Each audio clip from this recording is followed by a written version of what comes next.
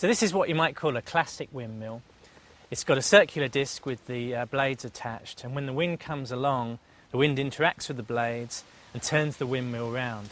Now the power that you get available from the windmill is dependent on, obviously, on the wind speed, but it's actually dependent on the wind speed cubed. So if you double the wind speed, the power goes up 2 times 2 times 2, you get 8 times the power. And if the wind drops by a half, then you get an eighth of the power. So as the wind naturally is going up and down in most places, the power available from a windmill is also go up and down. And that's the problem with wind power. So it's very good when you're in a place where there's continuous wind, like an island in Scotland, for example. But when you're in a garden in Sussex, like it is today, the wind's going up and down, the windmill's going fast and slow. So the blades are mounted on a circle here, and as the wind comes along, it interacts with the blades and turns the windmill. And that's connected along a horizontal axle here to this pulley. So as the wind comes along, it turns the axle, which turns the pulley, and that's connected to a generator down below, and which spins the magnets and makes electricity. You can see it goes beautifully.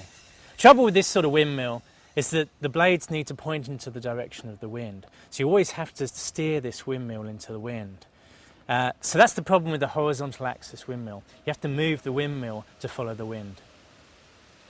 This is an example of a vertical axis windmill, obviously because the windmill rotates around a vertical axis. And the nice thing about these windmills is that it doesn't matter which direction the wind comes from, it will always turn. So you don't have to point this windmill into the wind to get it to turn.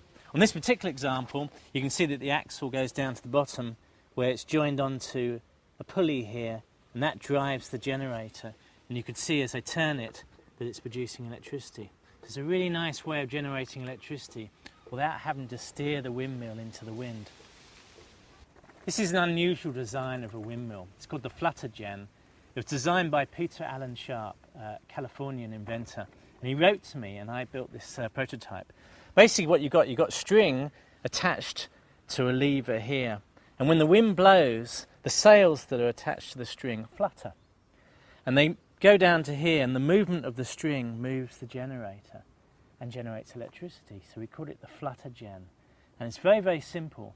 And again, because it doesn't matter which way the wind blows, because the sails just move and follow the wind. So the wind blows, the sails flutter, that moves the generator and generates electricity. So it's an incredibly simple way of making electricity from the wind.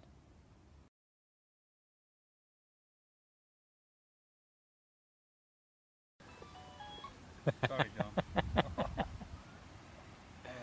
Cut!